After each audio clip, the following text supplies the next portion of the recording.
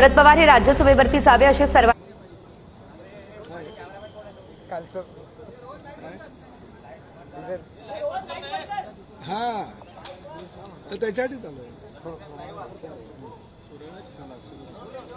ST महामंडळ गेल्या अनेक वर्षापासून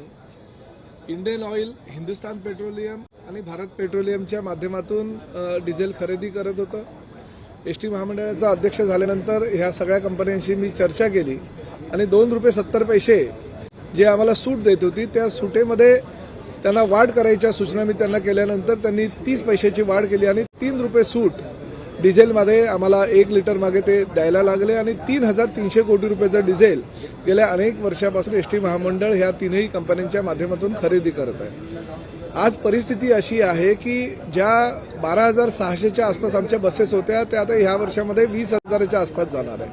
आणि 3,300 कोटी रुपयाचं डिझेल हे सुमारे 5,000 कोटी रुपयापर्यंत खरेदी आम्हाला करावं लागणार आहे आणि 31 डिसेंबर 2025 ही शेवटची तारीख ह्या डिझेल कंपन्यांना आजपर्यंत ज्या आम्ही त्यांच्याबरोबर करार केला होता त्या असल्या कारणानं त्यानंतर निविदा प्रक्रिया राबवण्यात आली आणि आम्ही जी माहिती काढली ती महाराष्ट्रापेक्षा इतर राज्यांमध्ये ह्या काही कंपन्या ज्या आहेत त्या 4 रुपयापेक्षा जास्त ही सूट देत असतात आणि त्यामुळे महामंडळाचं नुकसान होणार होतं म्हणून आम्ही ही निविदा प्रक्रिया राबवली आणि मला खात्री आहे की निविदा प्रक्रिया ही राबवल्यानंतर 4 रुपयापेक्षा जास्त सुद्धा सूट आम्हाला ह्या कंपन्या किंवा ज्या काही डिझेल पुरवठादार कंपन्या ह्या देशामध्ये आहेत त्यामध्ये आम्हाला मिळणार आहे। त्यामुळे महामंडळाचा आर्थिक हित लक्षात घेता आणि आर्थिक फायदा घेता फायद्याचा विचार करता आम्ही ही निविदा प्रक्रिया राबवलेली आहे। काही कंपन्यांनी मात्र विविध वृत्तवाहिन्या आणि वृत्तपत्रांमध्ये अशा बातम्या दिल्या त्यामुळे महामंडळाचं फायद्याच्या ऐवजी नुकसान होणार आहे वगैरे काही नुकसान होणार नाही।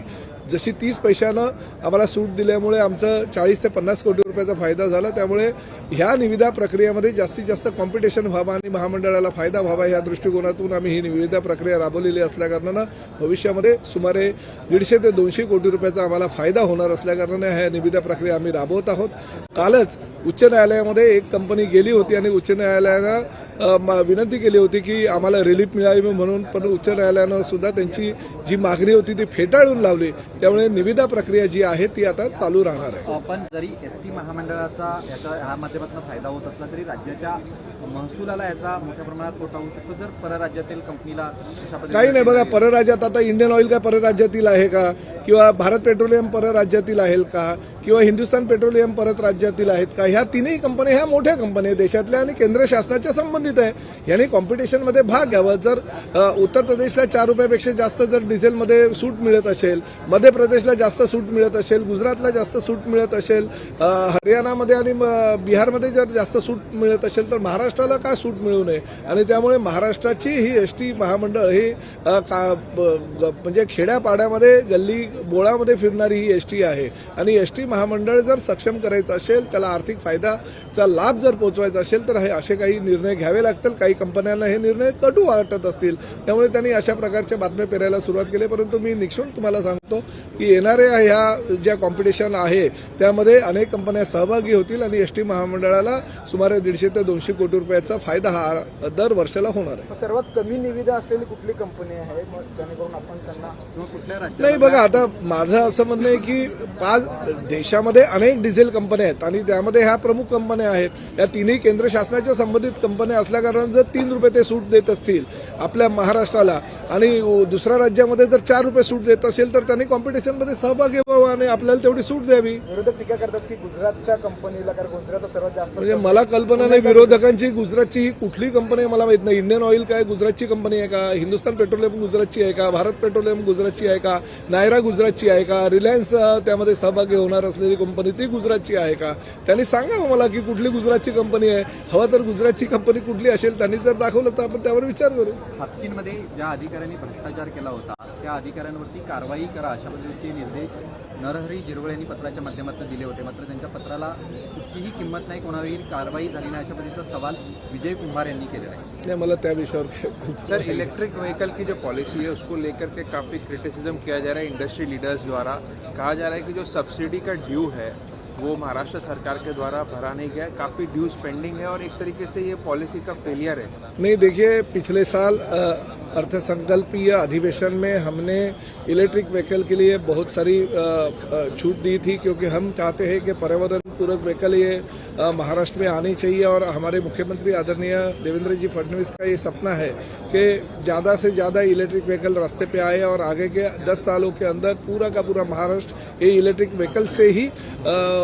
भरा जाए, ताकि पर्यावरण की हानि इस राज्य में नहीं हो। मगर इसके लिए आर्थिक परिस्थिति देखते हुए भी हमें कुछ उपाय योजना करनी पड़ रही है। मगर जो हमने अर्थसंकल्पीय अधिवेशन में घोषणा की थी उसका नियोजन हो रहा है और बहुत अच्छी तरह से हम लोग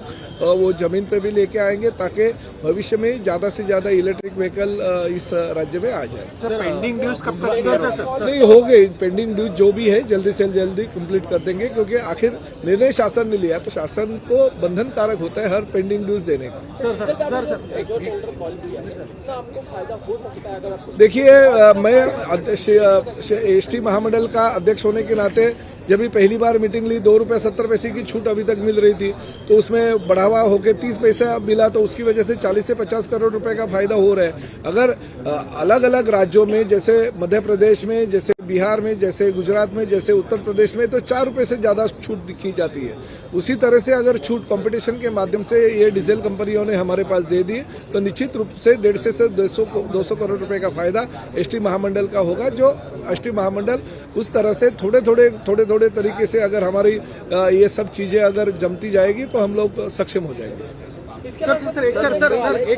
सर मुंडवा जमीन प्रकरणामध्ये मला कल्पना होती। सवाल ये है कि खासकर मालेगांव की बात कर लेते हैं। मालेगांव म्यूनिसिपल कॉर्पोरेशन में जहां बिजली विभाग की वहां के कर्मचारियों ने नमाज अदा की कल, उसको लेकर अब उन पर कार्रवाई हुई, ऐसी मांग बीजेपी की ओर से की जा रही है। क्या कार्रवाई होनी चाहिए?